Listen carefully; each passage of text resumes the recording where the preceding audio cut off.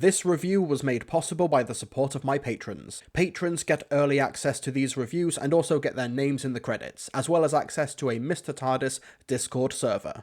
More details in the description.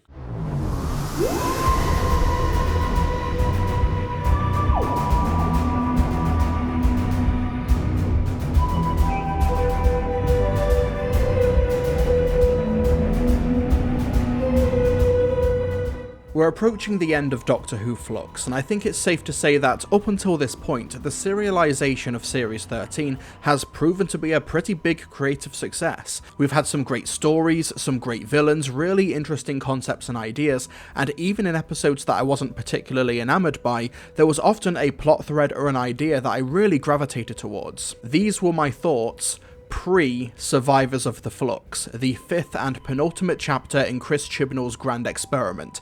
And, I'm really worried about the finale now. In hindsight, the Piper was always going to have to be paid. We couldn't keep taking digressions in standalone stories which would tiptoe ever closer to the finale forever, especially with only 6 episodes and 3 specials in these production blocks. Now, don't misunderstand me here. I don't think Survivors of the Flux is the worst Doctor Who ever. Not even close. It's not even the worst of this era so far, but it does feel like one of the most empty episodes of Doctor Who. A lot of moving around, a lot of set pieces and elaborate sequences of events, but with very little actual point underlying it, and the points it does seem to be making appear to be entirely unintentional.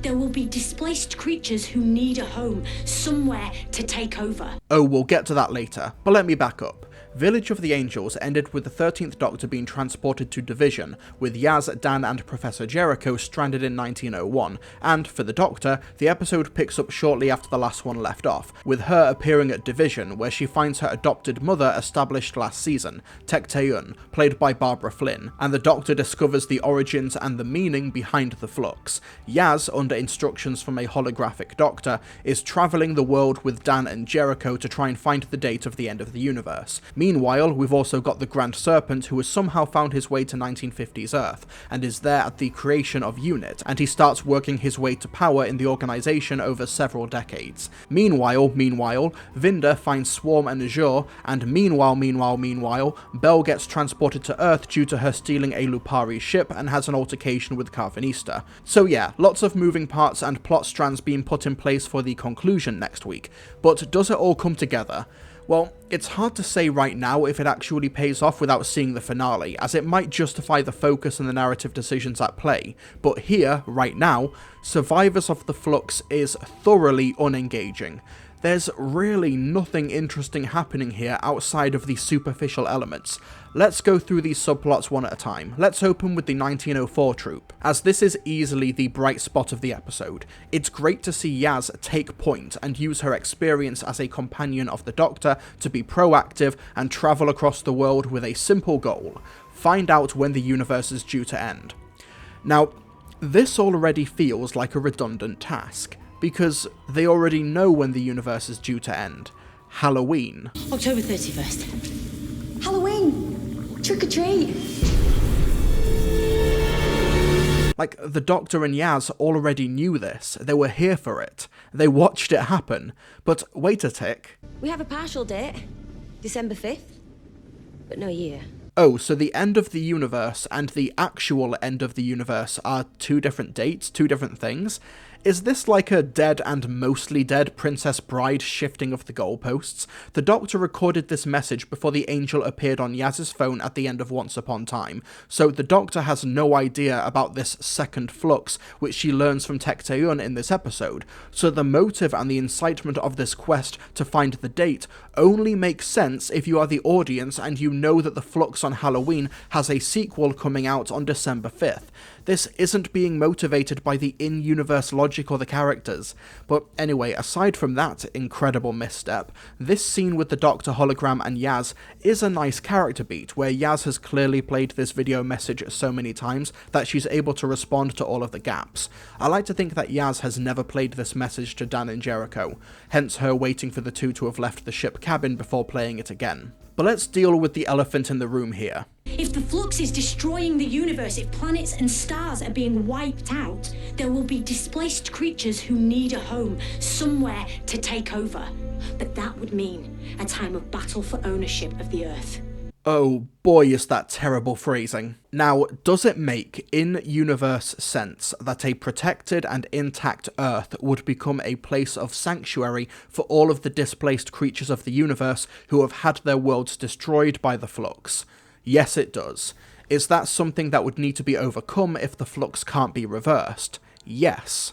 But using the term displaced creatures, followed by somewhere to take over, I'm pretty sure there's a massive difference between a desperate survivor like Namaka Ostparvus Poe from the last episode, who is looking for a home, and the threats established for next week like the Sontarans, the Daleks and the Cybermen, who will want to, quote, take over the Earth.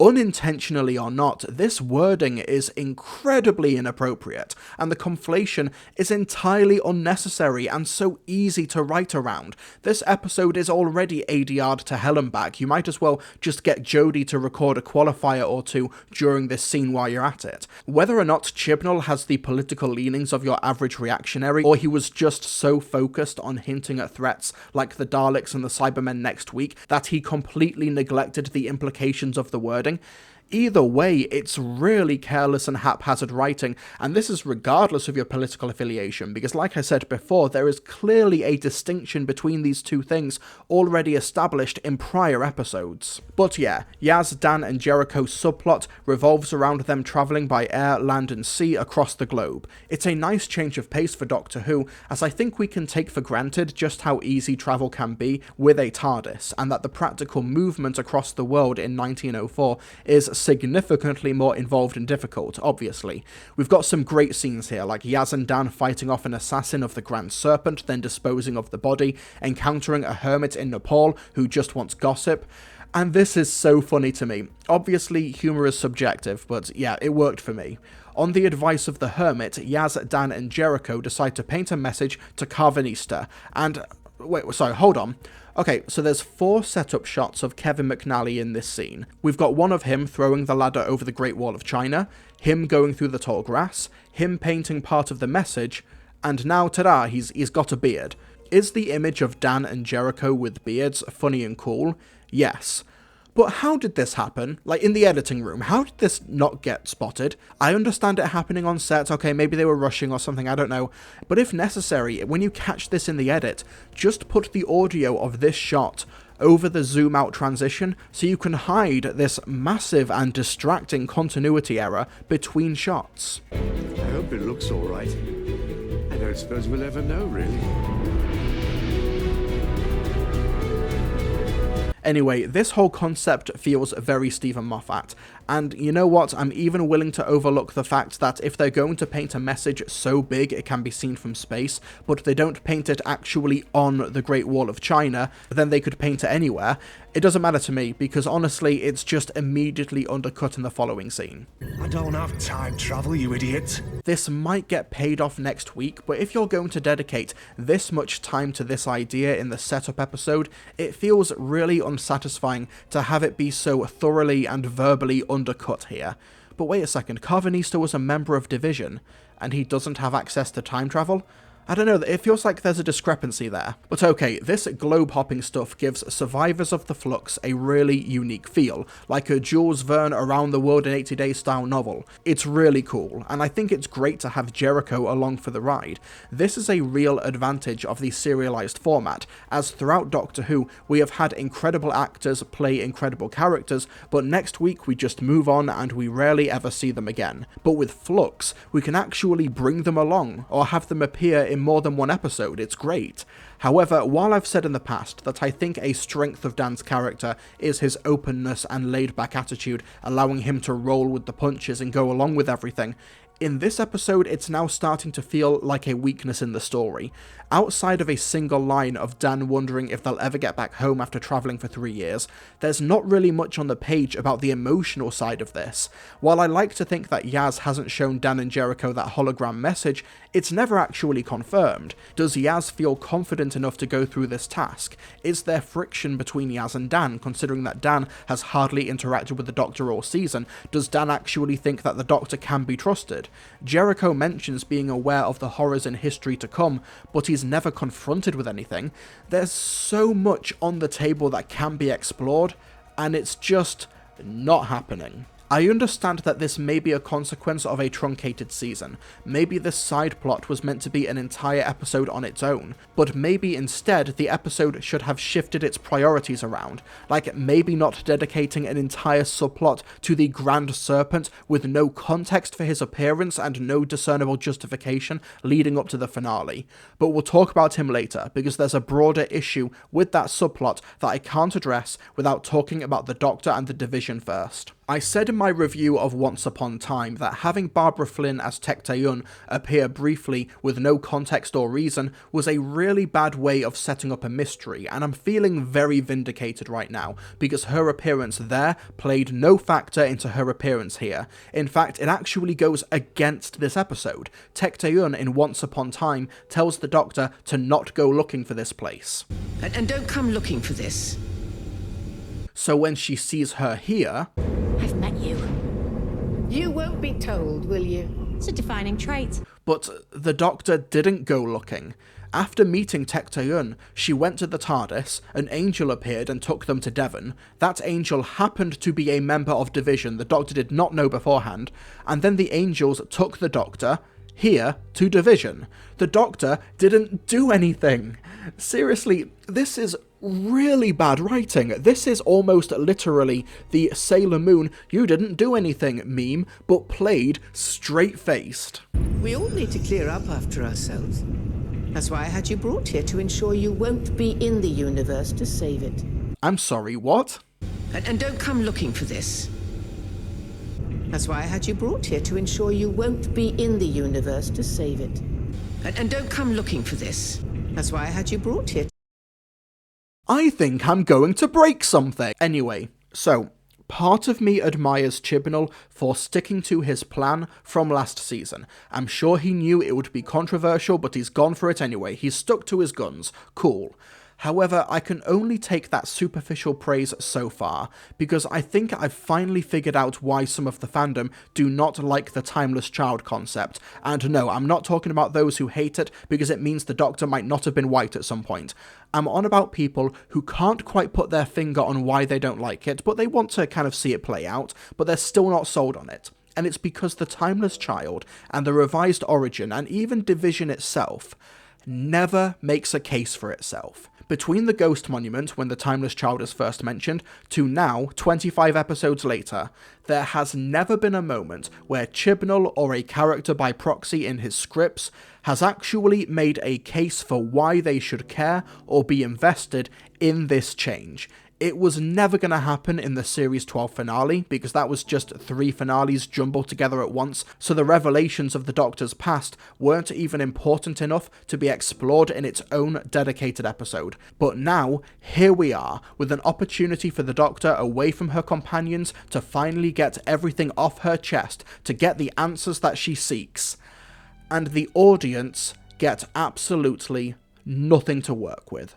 Notice how, when Tech Tae-yun is describing Division, we never actually get a single example of what Division is or what it has done. We never get a concrete point of reference. It is just buzzwords and generalities. Division is simple and indescribable.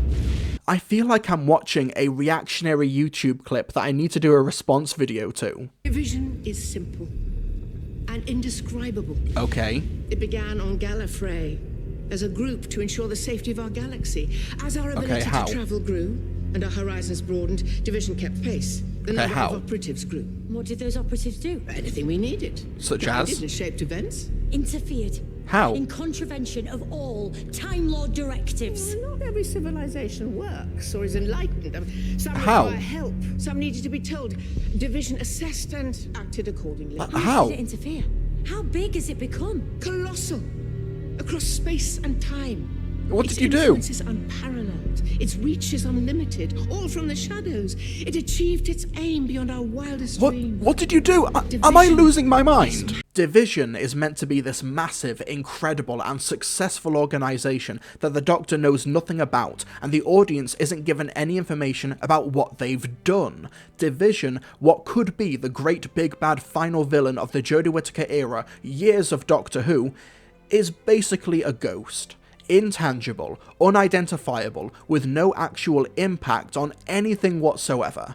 Tech Tayun says they had to use the flux to destroy Universe 1 because they were wary of the Doctor, but what has the Doctor done to supersede them? Tech Tayun is talking about hypotheticals, with the Doctor discovering who they are and what they've done, but the audience hasn't seen any of it. But I had to admit, what I always knew deep down, you'd never stop if you rediscovered what Division had done. I mean, morality was always your flaw. Morality is a strength. And when you knew the truth, you'd never stop hounding us. She says the Doctor gives people hope, but how does this relate to Division? Was there a society or a group of people that the Doctor helped that Division tried to alter before or after the fact? It feels like such a shaky conceit to base the entire concept of a series around, a threat that the story won't describe, a threat that the story won't show, and a threat that won't even line up to basic cause and effect storytelling. Even if Division is a Time Lord organisation, then why is it only Tech Tayun here? Is this why the Master destroyed Gallifrey last series, so it can just be Tech Tayun on this base? Is Tech Tayun and the Ood the only members of Division here at this point? Will there be a new Gallifrey in Universe 2? What happens to the old Division members like Carvanista? Does he get a free ride to the next universe? Like, these are pretty basic logistical questions, and we have nothing to work with. However, I could overlook or forgive all of the above if we actually got something emotional to pay off with, and this is what I'm talking about when I say that The Timeless Child and the revised origin has never made a case for itself to the audience. The Doctor here meets her adopted mother, and there's nothing in the text to explore this dynamic outside of a comparison between Tech Tayun and the Ood and the Doctor with her companions, possibly inferring subconsciously perhaps the Doctor takes more easily manipulated human companions across time and space as a response to Tech Tayun's abuse of her as a child. Now, are Jodie Whittaker and Barbara Flynn doing their best with the material? Absolutely. They are brilliant and electric in this scene. It's very sensitively directed, the setting is great. But there's nothing on the page. There's nothing here. It's just an addition to the TARDIS wiki entry for the Doctor and Gallifrey. Aside from the Doctor pondering if she was waiting to be picked up, or maybe if there was someone with her who got taken into the wormhole, or some other open-ended ideas, we have no idea how she feels about her adopted mother. Does she regret her current life? I don't know, none of this feels genuine. And just before the Doctor can actually tell Tech Tayun how she feels, if she does have a response to the idea that her and Tech Tayun are the same in regards to the type of company they keep, Tech Tayun just walks off. And the next time we see her, we've moved on to the fob watch being stored in Division, which has the Doctor's memories. And once again, the Timeless Child has just been a garnish on top of the episode with no actual substance or justification for why this story should be told, what it adds to the characters, and what it means to the Doctor. This dangling of substance only to have it taken away literally happens in the next scene, where Tech Tayun offers the Doctor an ultimatum where Earth and her friends will be spared if the Doctor joins her and gets her memories back. The Doctor then immediately declines, and then Swarm and Azure turn up to dust Tech Tayun. In this scene, Swarm arrives and kills the Doctor's adopted mother, and I felt nothing. Practically, the story does not need Tech Tayun anymore, because she's told the Doctor about Division, kind of, and confirmed that her memories are in that fob watch, so Tech Tayun is taken off the game board. Because Tech Tayun was never a character. She was never an impactful emotional presence in the story. She was just a device to bring a new origin story to the Doctor. It feels so mechanical. It's also strange how Swarm says that Tech Tayun freed Swarm from his prison at the beginning, but Tech Tayun didn't know that he'd want revenge and could teleport himself and his sister to Division to kill her. No, it's not meant to make sense, because what matters is just getting them here for the cliffhanger. People took issue with Orphan 55 ending with the Doctor basically turning to the camera and saying, yes, this is what the episode is about.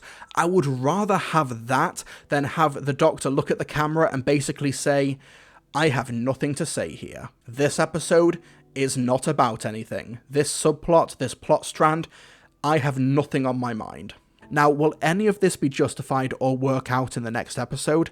It might do, and I'm open to that possibility. But based on Survivors of the Flux, I don't think that will happen, because this episode demonstrated where its priorities really lie. For almost 2 seasons, we've had the Doctor keeping secrets from her companions, searching the universe for answers, and now she's finally here. She's in the hub of her discontent. She's confronted her adopted mother, who confirms her suspicions, and she can finally say everything she wants to. And not only does she not, but the episode keeps cutting away during this pivotal chapter in the narrative to give us, of all things, the hidden backstory of Unit, completely unprompted. Unit has not played a role in Doctor Who since 2015, and then, randomly, 8 minutes into chapter 5 of 6, the Grand Serpent appears, and now Unit is a key player apparently. Now, is it awesome that we have Craig Parkinson back? Yes. Are his scenes killing off members of Unit with that snake creature creepy? Also yes. But do we need to dedicate about 20% of the screen time in this episode to having him infiltrate an organisation only to shut it down in 2017 so he can give the Sontarans an in 2021? Absolutely not. And I'm not naive here. I understand that Chris Chibnall is a fan of the show and is probably well aware of the Unit dating discrepancies, so I'm certain that he went into this subplot knowing he was poking the bear, so to speak. But when we've got so much time dedicated to this, instead of the Doctor's own journey and the very meaning behind the Timeless Child as a concept, in comparison, I really could not care less what's happening with Unit, because I don't care about the dates, or the logistics, or the mechanics. I just want to know what this is serving in terms of the story and the characters. There was no indication in Once Upon a Time that the Grand Serpent could time travel, or that he had aspirations outside of his corner of the universe, so his arrival here feels so out of left field. After nearly 5 hours of storytelling, with the last hour on the horizon and the pieces moving into place, not only does it feel so strange to add this late new addition in, but to dedicate this much time to it, You know what, screw it, let's do the math. So Survivors of the Flux is 50 minutes and 34 seconds long, including opening and closing credits. For curiosity's sake, I put the episode in my editing software and decided to find out just how much time we spent in each plot strand. Now, I want to preface this observation with this. I'm not here to try and prove a mathematical formula for objective quality here or whatever. No, I'm not here to reduce complex media analysis into CinemaSin style equations, because media does not remotely work like that, like not even close.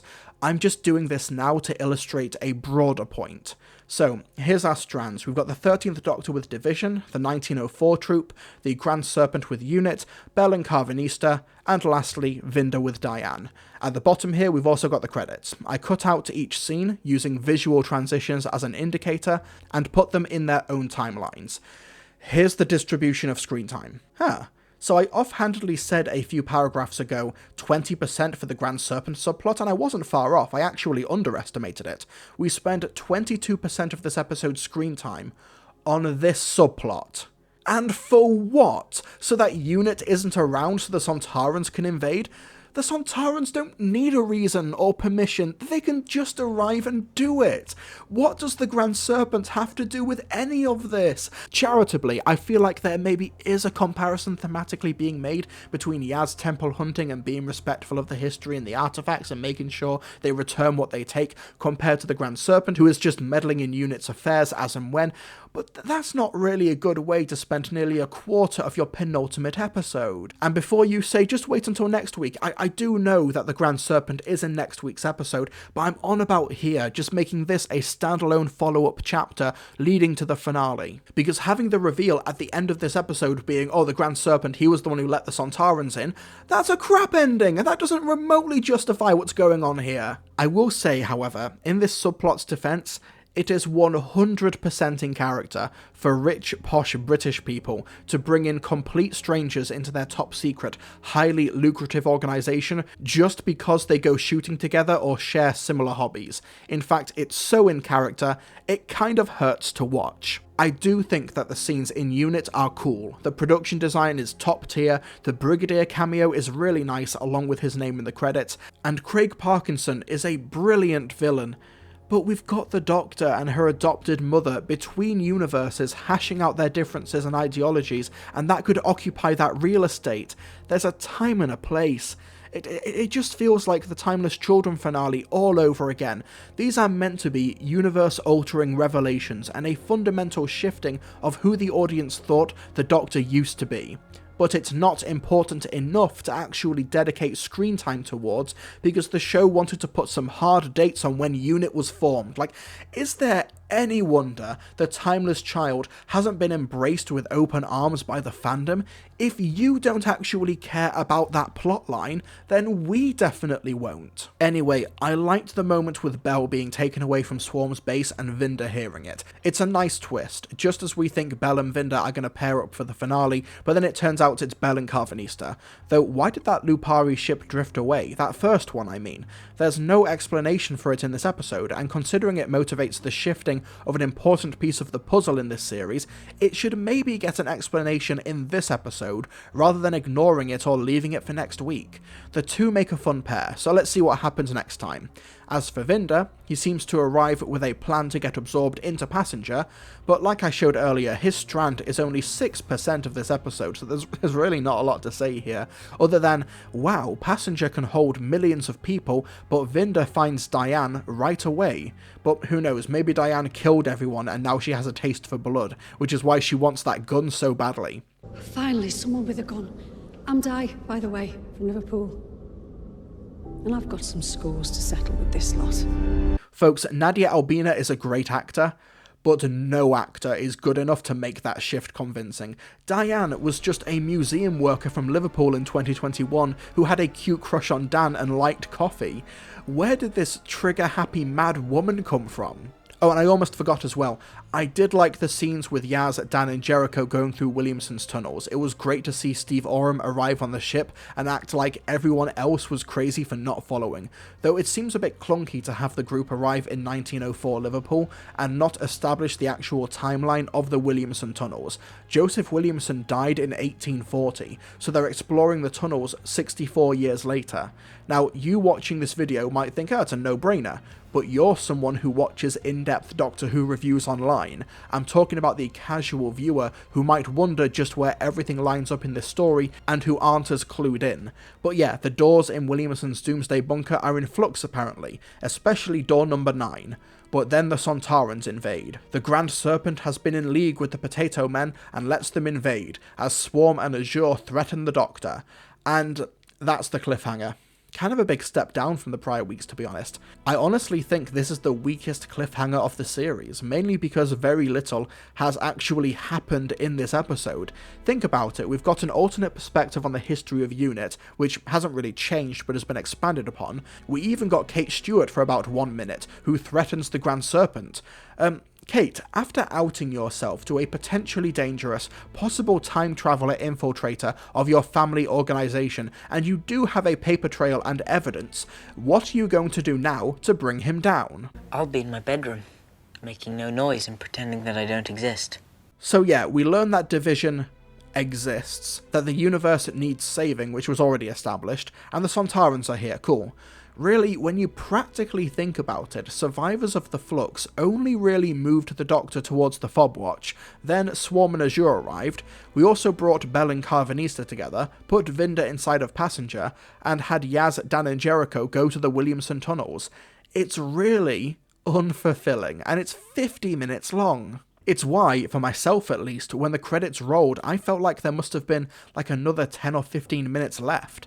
Imagine if Bad Wolf in Series 1 ended when the communications channel with the Daleks was established, or if in, I don't know, Army of Ghosts, it just ended with the Cybermen arriving, or the Pandorica opens with the Autons being revealed. Yeah, they're technically cliffhangers that you could roll the credits on, but if you keep the tape rolling for another 5 minutes, they build and they build into something genuinely tense and exceptional. Those are cliffhangers you remember. Those are the pre-finale ones that stick with you. Village of the Angels could have ended with the Doctor surrounded by the angels in the village, but no, it went further and recalled her to Division and turned her into a statue. Here, Swarm and Azure suddenly realise there's 2 minutes left, so they teleport on board the Division ship, dust Tecteun, and that's the cliffhanger. Not much thought given to the sense of escalation or tension.